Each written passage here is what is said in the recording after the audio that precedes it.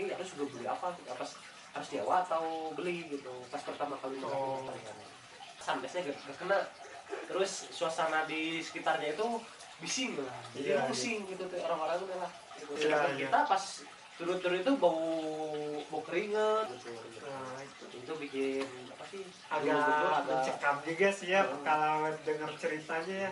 Padahal yang parah itu sleeping bag lah. Sleeping bag itu kan udah dipinjam tapi jarang dicuci. Nah,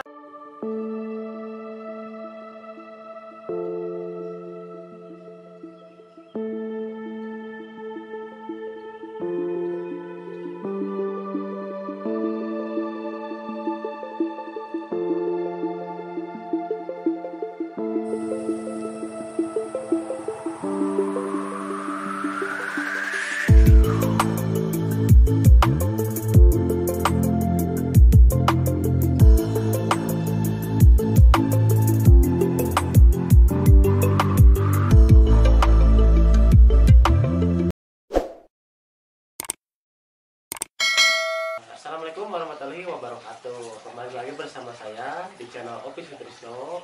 Jadi konten kali ini saya tidak pergi berpetualang di outdoor ya gitu ya. Jadi kali ini saya ingin berbicara dan sharing pengalaman lah gitu bersama Kak Rian gitu ya. Nama aslinya siapa Kak? Boleh kalau nama asli saya sih Rian Sehendri ya. Cuman dipanggilnya ya Rian.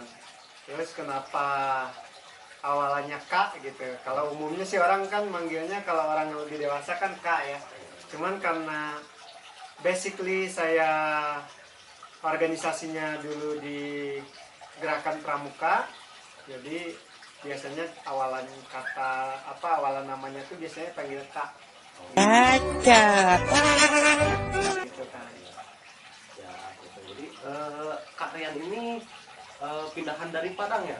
Setahu saya soalnya kan saya itu pernah satu SD lah dulu waktu SD. SD-nya di sini di sini bersama adiknya. Cuman katanya pindah ke Padang, dari Padang pindah ke sini aslinya apa sih? Oh, kalau saya sih emang lahirnya di Padang, Kang. Jadi lahir di Padang, 15 tahun di Padang, terus pindah ke Bandung. Nah, sampai sekarang masih di Bandung nih, stay di Bandung. Alasan yang bikin betah di Bandung itu apa sih? Kalau saya ya, alasan betah di Bandung itu pertama dingin. Nah, kalau di Padang cuacanya emang panas. Iya, karena daerah-daerahnya daerah pesisir pantai kan. Walaupun agak jauh dari pantai sih, tapi tetap aja kan yang namanya atmosfernya tuh emang cuacanya emang panas di sana tuh. Jadi enaknya tuh kalau tinggal di Bandung ya di sini dingin gitu. Jadi dari suhu ya, dari cuaca. Dari cuaca. Dari iklim juga jadi mempengaruhi emang enaknya di Bandung. Iya. Kalau kesalahan kita juga pertama kali bertemu itu pas di organisasi Karang Taruna Desa ya. Iya, Kang Opi, betul. Pas kalau nggak salah pas acara event yang apa sih itu yang ada gerak jalan sehat. Nah itu gerak jalan sehat dari Kabupaten Barat bersama Bupati ya, Bara dulu ya. Tahun kalau nggak salah pas baru mau COVID ya. Iya, sebelum COVID teh. Sebelum COVID. Iya sebelum COVID itu. Februari lah ya. Sebelum COVID. Kita juga di sana didik dari apa sih? Dari organisasi yang baru-baru utuh ya sebenarnya. Iya. Organisasi Iya, kita baru-baru terus kayak saya juga sih awalnya pengen tahu aja gitu Karang Taruna itu seperti apa sih kegiatannya, karena basicnya saya di Pramuka ya. Sama kalau di Karang Taruna kan lebih ke sosial ya. Sosial. Jadi pengen tahu nih, di Pramuka juga ada sosial tapi sosialnya kan cakupannya cakupannya hanya sekedar kegiatan, terus kebencanaan, terus juga ya kayak yang ditaruh buat ke sekolah. Biasanya kan kadang-kadang kakak-kakak pramuka itu yang dari tingkatan udah organisasi pramuka gitu biasanya kan masuk ke SD, ke Iya SMP, gitu. Jadi Iya, kayak ngajar-ngajar gitu. ngajar-ngajar di SD itu juga masuk interaksi sosial kan ya. Oh, Nah terus saya coba di pramuka, saya coba di ini apa namanya di Karang Taruna, oh ternyata beda, asik nih gitu kan. Ternyata ketemu sama Kang Opi gitu. Iya. itu teh kalau nggak salah saya juga baru pertama kali masuk Karang Taruna Desa lah gitu. Belum terlalu masih awam gitu apa itu organisasi. Iya. Terus apa sih sosial itu apa gitu. Iya. Saya juga di situ dikenalin dari organisasi yang baik seperti apa, kemudian musyawarah seperti apa juga. Jadi emang benar-benar dapat ilmu, oh seperti ini cara berorganisasi yang baik dan benar. Nah itu, jadi itu tuh guys sedikit apa background latar belakang saya dan juga bagaimana perjumpaan saya dengan Kang Opi itu ya di Karang Taruna gitu. Nah, kalau sekarang sibuk apa nih Kang? Kalau sebelum ini kan sekarang kan mungkin kegiatan pramuka di sekolah-sekolah kan dikarenakan COVID-19 ini kan pasti sekolah-sekolah juga jarang ada kegiatan pramuka ya. Gitu. Kalau sekarang gimana? Jadi saya lagi mencoba hobi baru nih guys. Jadi hobi baru saya itu ya teman-teman mungkin sering apa kalau biasanya anak indie itu identik dengan ke gunung nggak sih? Nah, iya nggak sih? Ke gunung atau ke pantai? Ke gunung kalau nggak ke pantai ya nggak sih? Nah, hobi saya yang baru ini tuh ya naik gunung. Naik gunung. Itu emang awal mula naik gunung itu karena apa sih gitu? Apakah dorongan? Oh, lagi kan biasa kemarin sempat ngetren dari apa sih? Naik gunung lagi hits banget lah gitu. Malah kan kalau sekitaran di daerah Lembang ini pasti gunung-gunung kayak Gunung Putri, terus Cawang Bandung itu kan menjadi destinasi favorit bagi wisatawan wisatawan lokal gitu. Baik dari daerah setempat maupun dari kota-kota juga kan kadang-kadang berkunjung berbondong-bondong gitu. Iya. Apakah dari tren itu atau memang sudah dari awalnya oh gue pengen naik gunung nih kayaknya seru gitu atau coba-coba? Awalnya itu karena teman saya kan anak komunitas gunung nih ya. Nah, anak komunitas gunung terus kayak ada apa kayak pengen ini nanya ke saya, Kang, gimana sih caranya untuk membuat sebuah organisasi yang yang istilahnya ini ada trouble di sini nih. Nah, ini gimana sih pemecahan masalahnya? Jadi kayak sharing lah, sharing gitu. Terus dari sana saya juga ikut terlibat dalam kegiatan mereka. Nah, sampai suatu ketika saya mendaki tuh ke salah satu gunung. Gunung mana tuh?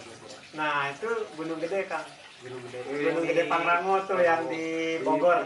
Nah, cuman saya jalur via Cibodas yang saya juga pernah ke sana kan. Nah, kalau nggak salah Kak. Jadi saya juga pernah ke sana. Kita juga booking sekarang kan booking online ya. Iya. Kalau dulu katanya nggak booking online juga bisa gitu. Cuman pas booking online itu agak lumayan ribet kata saya ya booking online kalau di Gunung Gede gitu. Cuman pas nyobain treknya mantap banget itu di Gunung. Nah, itu first impression saya ketika naik gunung. Jadi itu yang membuat kalian jadi pengen naik gunung itu karena pertama bantuin teman, lama-lama jadi terjerumus akhirnya ya. Tapi kan bukannya di kegiatan pramuka itu ada camping gitu kan, camping di luar rumah, di luar sekolah. Iya, luar lingkungan sekolah. Tapi ke gunung enggak? Kalau kita sih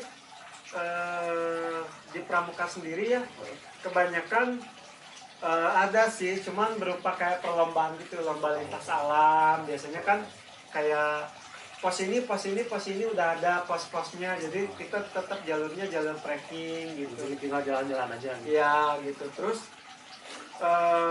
kebanyakannya kan kalau pramuka ada aturan tersendiri nih gitu kan. Yang mana kita kalau ngadain sebuah kegiatan harus gini-gini dulu dan sebagainya. Karena kuat banget kan SOP-nya tuh gitu. Emang bagus sih kalau di pramuka ya SOP kuat gitu. kayak apa-apa kita tuh dijagain gitu. Nah itu. Tapi kalau misalnya pernah kejadian sesuatu kemarin aja gitu ya, kejadian ya di luar yang hal gak diinginkan gitu, kayak yang hilang di gunung apa sih, hilang pas lintas alam kayak gitu, atau emang lintas alam itu biasanya dari pagi-pagi aja sih tugas sampai malam-malam gitu? Biasanya itu ada pos bayangannya Kang, jadi kayak kalau misalkan ini rute nih nggak aman nih, takutnya ada orang yang jalur percabangan lah gitu. Kalau misalkan nanti kalau orang ini nggak sesuai dengan jalur kita, takutnya nanti lari ke bawah nih misalkan gitu kan. Nah ditaruhlah satu orang di sana atau 2 orang yang jagain buat apa istilahnya ngasih tanda kalau peserta udah datang nih Kang, jalannya ke sana, jadi kayak ngarahin gitu. Walaupun kan biasanya juga bisa diarahin sampai dengan panah-panah atau mungkin dengan panah-panah itu. Kalau kita sih sebelum melakukan sebuah tindakan pasti kita observasi dulu nih. Nah, terus juga kita kan lihat kepesertaannya. Kalau pesertanya terlalu banyak, kadang kan tidak semua peserta mengerti dengan tanda-tanda jejak alam gitu kan. Nah, yang kita khawatirkan itu, jadi kita itu ibaratnya kalau peserta pola pikirnya selangkah, kita 2 langkah. Jadi mencegah gitu. Oke. Terus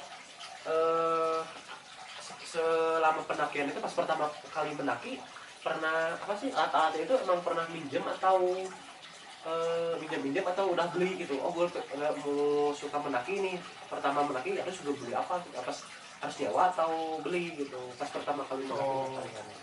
Ini pertanyaan menarik nih guys. Biasanya kalian akan bertanya-tanya kalau orang yang baru-baru mendaki ya, buset, gue belum punya alat nih, gimana nih caranya gitu kan? Pengen ngedaki tapi nggak ada duit nih gitu kan? Nah, jadi gue kasih saran nih buat teman-teman kalau misalkan mau ngedaki itu perbanyak koneksi. Ya nggak sih? Perbanyak kenalan. Nah, perbanyak kenalan. Jadi kalau kita punya teman kenalan nih, terus hobi mendaki juga nih, otomatis kan dia punya alat nih ya. Nah, alatnya itu mungkin bisa lah kita pinjam gitu kan. No, God, please. Untuk sehari 2 hari. Walaupun minjam, tapi mulanginnya harus diambil lagi sama yang punya, betul? Mulanginnya guys, kalau kalian meminjam barang orang lain, kembalikan dengan kondisi seperti semula ya. Jangan sampai menambah kondisinya memperparah gitu ya. Misalkan nih pinjam tenda kondisinya bagus, nggak ada bolong, tiba-tiba pulang bolong. Puntung rokok atau sobek karena apa-apa. Nah itu kan, jadi minjem sih boleh, tapi kita juga harus punya rasa memiliki dalam artian, oh ini barang orang lain harus kita jagain, jangan sampai kenapa-napa pulangnya gitu kan. Paling rata-rata yang biasa dipinjam itu sleeping bag, tenda, sama apa sih? Sama tas. Keril, ya tas keril, daypack atau keril. Ya kalau kalian misalkan kuat bawa daypack, bisa aja sih bawa daypack, taruh. Sekarang simple sih kan, kalau misalkan kita ke gunung ya nggak harus punya sleeping bag nggak sih? Nggak juga kalau menurut saya. Kalau kalian punya selimut nih yang kira-kira hangat gitu kan, dan bawa aja. Dan tipis bisa tipis tapi hangat. Iya, tipis mau tebal yang penting hangat gitu kan.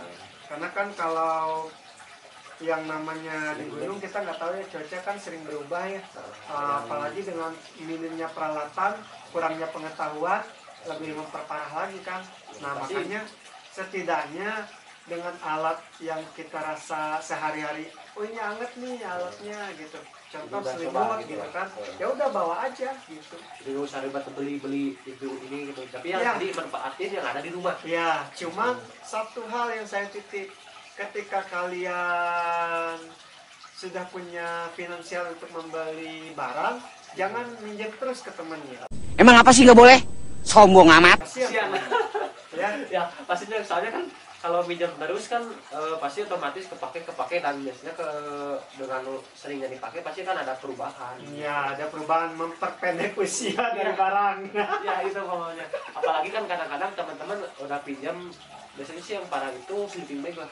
Ah. Kayak gitu kan udah dipinjam tapi jarang dicuci. Nah, Bangsat kau. Nah, itu yang aduh astagfirullahaladzim yang pokoknya mah paling apa sih bikin orang yang punya itu malas minjemin malas lagi gitu. minjemin. Nah, kalian juga harus sadar kayak ya punya etika lah gitu. Kalau minjem barang orang kondisinya kayak gitu ya kembali lagi kayak gitu guys. Kalau Kayaknya misalkan dicuci dulu ya. ya atau dicuci dulu atau setidaknya kalau agak bau nih ini tolong semprot parfum lah gitu kan. Soalnya kan nggak enak juga lah gitu. Ini udah dipinjemin tapi pas keadaan bersih pas pulang bau gitu. Nah, Dan kita itu jadi males, aduh males lah gua nggak mau ngasih pinjam lagi gitu. nah Jadi itu hal yang bikin rugi buat kalian juga. Nah, itu untuk pemula ya. Terus kalaupun kalian punya uang, nah nanti Bisa menyicil ya. bisa menyicil. Dan barang apa aja sih yang digunakan untuk pendakian, untuk awal-awal orang yang memulai dunia pendakian gitu ya. Nanti di video selanjutnya nih Kang Ovi ya. Nanti akan Ini saya nih Kang bikin. Ovi biar teman-teman subscriber Kang Ovi nih bisa lihat gitu. Oh, ternyata ini nih untuk minimumnya sekian harganya gitu. Jadi awal-awal pendakian paling terus bawa apa aja mungkin ya. Ya, Mungkin nanti saya bikin lah video yang kayak gitu. Iya. Cuman buat sekarang lah mungkin kan karena cuacanya lagi apa sih sekarang lagi kurang bersahabat ya gitu. Iya. Kalau misalnya bikin konten di lagi luar kan musim penghujan ya. soalnya saya juga kemarin gagal awalnya saya nggak mau bikin konten ini, cuman ketika karena gagal pendakian ke satu tempat dan itu jadi ya udahlah harus bikin konten dan bikinnya konten ini. Oke. Next, pertanyaan selanjutnya. Jadi momen apa sih yang di gunung? Momen di gunung apa sih? Apa?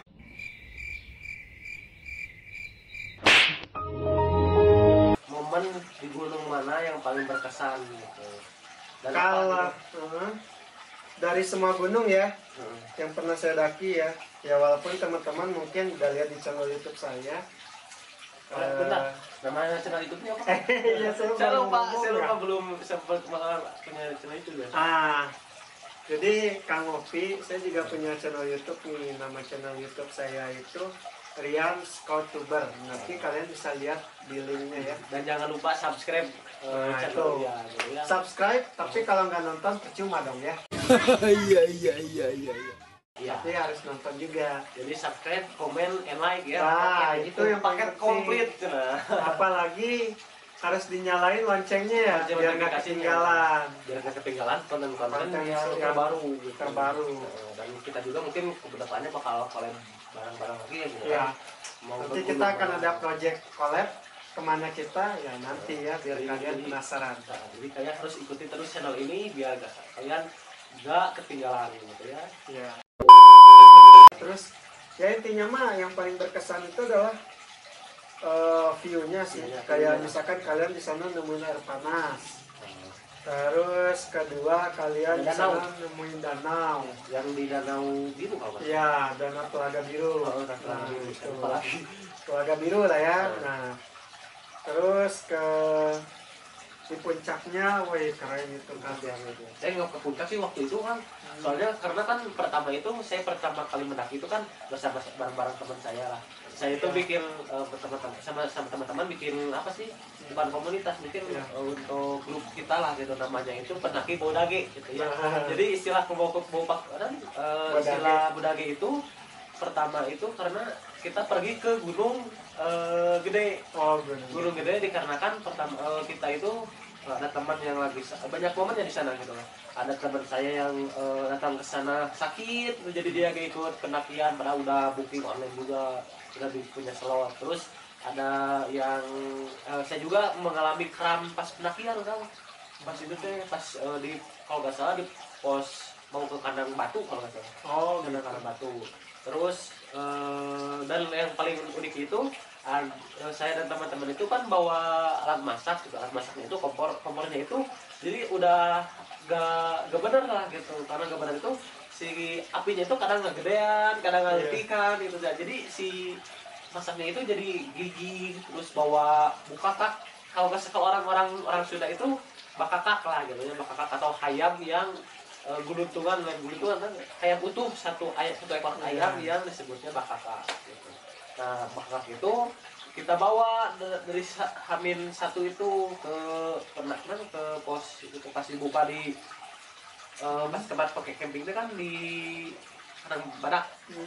Nah di Karang Badak itu pas dibuka nanti steril teman itu langsung kecium lah bau ayamnya itu, jadi hebos gitu bau bos ya. yang tengena Jadi bau daging gitu, kecium aroma nggak sedap lah gitu ya. nggak sedap banget. Terus orang-orang pas turun pendakian gitu ya, orang-orang tuh pada wangi gitu ya, ada yang pakai parfum, ada yang emang mungkin cewek-cewek yang ke Gunung Gede pasti wangi lah gitu ya. Sedangkan kita pas turun-turun itu bau keringet, bau dage. Jadi kita itu bikin grup itu namanya Bukakek Pendaki Bau Dage gitu. Jadi lah itu istilah singkatnya gitu. Histori.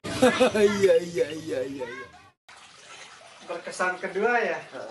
Kalau berkesan kedua, kalau boleh nih gua ngambil yang di Guntur.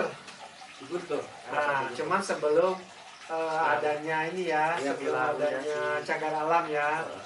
Nah, di Gunung Guntur itu Pia Citis. iya Citis ya? Pia Citis. Bukan Cikahuripan. Bukan Pia Citis. Itu enak banget treknya kalau misalnya Santai ya. kayak miniatur Semeru guys Ya, itu. pastilah. Saya juga pernah kesana lewat Citis. Cuman saya pas ke puncaknya itu bukan lewat jalur pendakian, tapi jalur turun. Iya. Jadi kita teh ke sana teh lebih lama lah gitu pas naik ke puncaknya itu. Terus nggak pakai sepatu, cuma pakai sendal gitu. Jadi bikin sakit banget lah. Gitu. Terus beberapa hari ke belakang juga kita juga dengar kabar kan ada yang Guntur hilang kan. di Guntur. Nah, Itu bikin apa sih? agak mencekam juga sih ya kalau dengar ceritanya ya. Padahal gue sih guys selama ini kalau ke gunung sih nggak ngalamin hal apapun gitu yang berkaitan dengan mistis gitu ya. Yang jelas kita ke gunung niatnya cuma mau menikmati alam udah gitu aja. Dan healing lah. Ya healing gitu. Healing tapi rungsing jadi. Biasanya orang-orang pengen healing tapi pas di itu teh jadi rungsing itu karena apa? Pertama sunsets-nya gak kena, terus suasana di sekitarnya itu bising lah, jadi rungsing gitu tuh orang-orang itu lah gitu. Karena terlalu ramai ya. Karena berarti Kang Opi salah ngambil jadwalnya. Coba kalau ngambil jadwalnya di hari weekday, kalau ngambilnya di weekend pasti rame, udah kayak pasar anjir itu.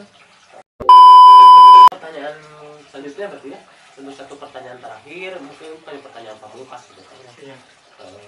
Pamungkas tapi agak panjang masih begitu. Iya, boleh.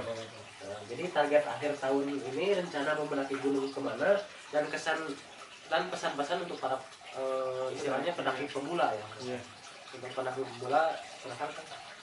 Oh iya.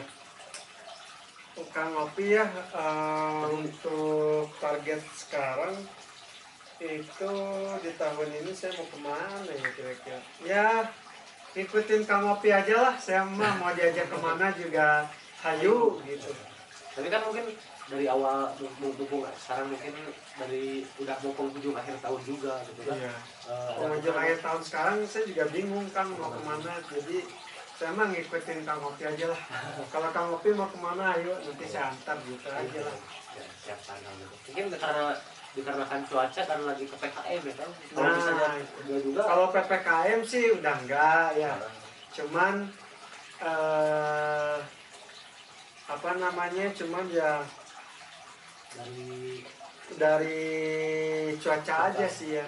Cuaca aja yang kurang mendukung, hujan.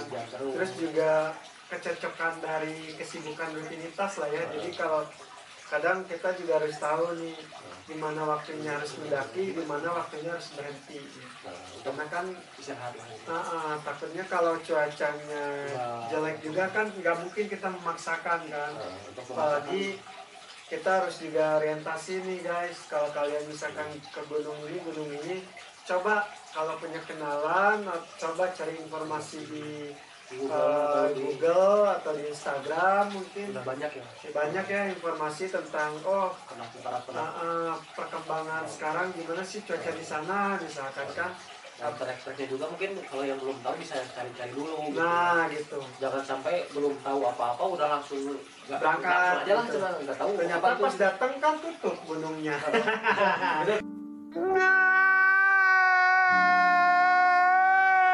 Kemarin saya itu jangan dibahas kan gitu. Bukan pesan kita tapi di IG-nya mah emang buka kan. Iya.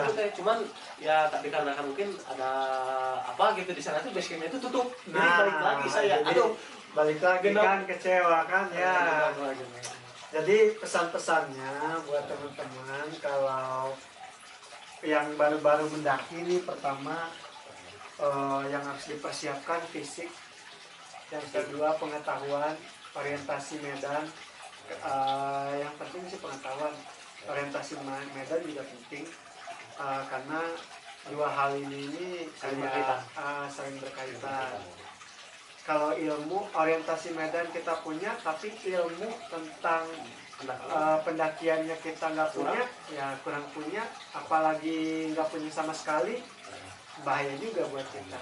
Buat apa kalau kita ke gunung tapi bukan buat happy justru malah meregang nyawa, kan nggak enak juga ya.